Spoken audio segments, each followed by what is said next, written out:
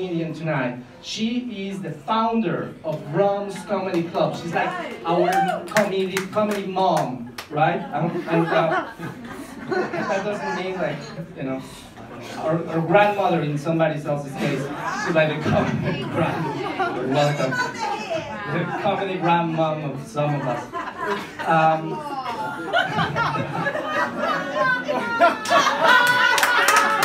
We give it with a finger. Just give it with a finger. Exactly. So she's the founder of this beautiful place. It's the only English stand-up comedy in the city, and probably in Italy. We don't know how to use Google, so we have to know the second fact. But the one about Rome is true. The only English stand-up comedy. So please give her and receive her with an amazing applause to Marsha De Salvatore. Grandma, excuse me. How you doing?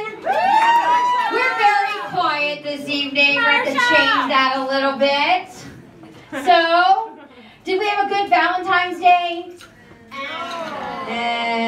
Come on. Any couples in the audience besides Marco and Laura?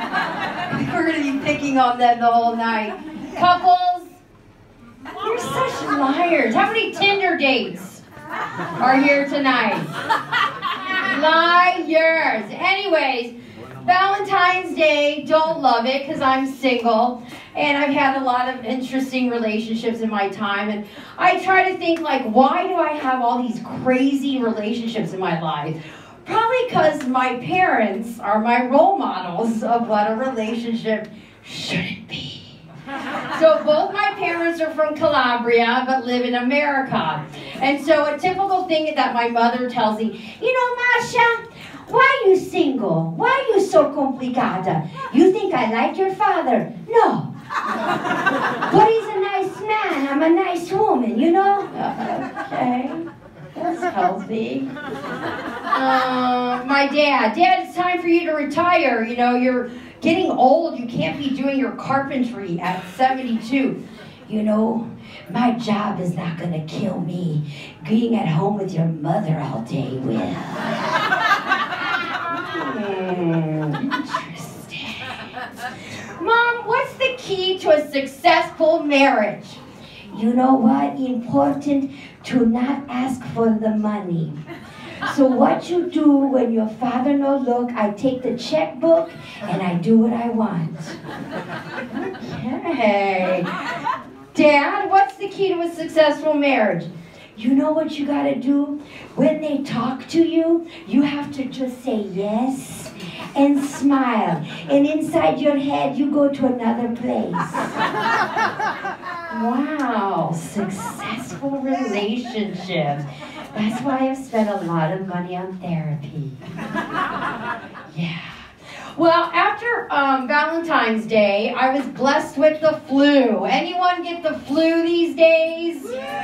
Oh my God, because I don't do so well when I'm at home for so many days. Like the first day, I'm like, yes, I'm going to catch up with like 90 hours of Netflix, yeah? Day one goes by, you know what I'm going to do? I'm going to read. Okay, I'm bored of that. The third day, I start getting really irritating. Yeah, I get like irritated with everything. One of the things that I notice that irritate me is technology. One of those is WhatsApp. I'm going to tell you what's wrong with WhatsApp. Number one, the blue ticks. Ladies, I know you're going to feel my pain. Yes, we do. The blue ticks. There is nothing like sending a very emotional message to someone that maybe you're dating or a friend, and there's no blue tick. And then you look after an hour and it says they were online, but there's no blue tick. Another hour goes by, they were online again. Guess what? No blue tick. 4 hours go by. And you begin to reason as to why there are no blue ticks, because they were online. Is it because they didn't get the message? Was there Wi-Fi? Are they dead? Are they held hostage? Where are my blue ticks? This is not normal. Ladies, have you ever felt this way? Yeah. And there are people that exist that have the option to not show you their blue ticks. They should be criminals. Yes. The next, those who send audio messages. Now, I'm down with the audio because when I drive, I cannot text and drive, but I can do an audio, which is so safe, right? What I don't get is the 20-minute audio. Hey, like I was waiting for the bus is in here, yeah, Frank, and I don't know what to do. Like I thought, you know, maybe we should totally go out later, but I'm not sure. Do you think we should book 20 minutes? Do you remember the phone call? You need to pick up the phone, people. No audios. WhatsApp group messages. Okay? I love a group message. Easy. Park comedy night, Friday. You want me to book, not book? Great. But there's always one. There's always one in the group that can't handle it. Because they are the narcissist who says, hey, look at me on my holiday. Hey, look, I'm eating this great ice cream. Look, I just bought this couch at IKEA. You're like, no, you need to be banned from the WhatsApp group. Oh my God.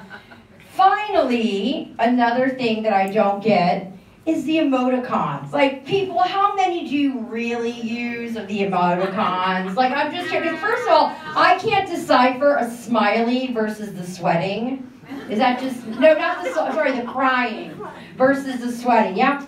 Also, like, when someone sends you, there's a black hole, what does that mean? They want you in the black hole? Okay, there's also a man kayaking. You can change the color of the man kayaking if you have white, brown, or yellow. Yeah, finally the eggplant. Has anyone in here used an eggplant if they have not made a Parmigiana? Who's going to use the eggplant? If you use the eggplant? I don't want to know why. I don't want to know why. Oh, it's like hieroglyphics now. Oh, so, other things, and the list goes on. Sorry you're going to have to listen to me rant, but I've been in my house for 5 days alone, Netflix, reading, audio messages. So we're going to move on to other things that irritate me. Living in this city, it's hard. Can we agree? It's a great place to live, right? And I don't want to be like, oh, I'm the foreigner that complains. Because if I did, I should go back to my country. Because I know, like on Facebook, there's these this group called Americans in Italy. I don't know if anyone follows this page.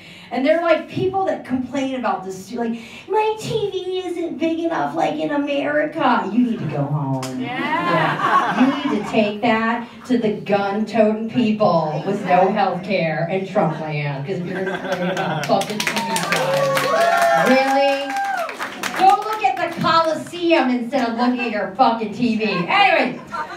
There are some things, though, that are hard to deal with living in the city, but I would complain about any city that I lived in. These are the things that I complain about living in Rome. And so I created a top 10 irritating Rome moments. Maybe you agree, maybe you don't. Number 10, PDA. I do not need to be on the subway. Line A, going to Ananina, you know that part where it's like an accordion, you go back and forth, and someone next to you is like, oh, Sam, what did you weigh your bed? And they're like humping each other at 9 a.m. and you're like, why don't you get a room? Oh, you can't because you live at home with your mom. Whatever. Number 9, lines. I don't know why it's so hard to form a line. It's 1 person, 2 person, 3 person, right? No, because there's people that come to the right, to the left. So now what it is usually the old people, right? So I've created a stance. It's the battle axe stance. So when I see them coming, I swat them away. Because I'm next, motherfucker. Number 8, parking. I'm sure any of you that come here after 8 p.m. know what that's like. The Gito of hell. Around. This is what I do because I live in San Giovanni. I spend about an hour and a half to park.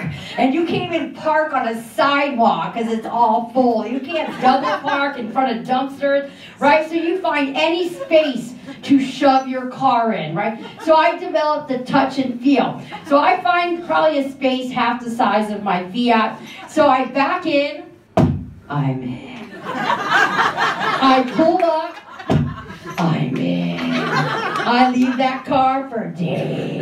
Good luck trying to get out, my friend. I welcome any of you to look at my car. Yes, I don't have a bumper.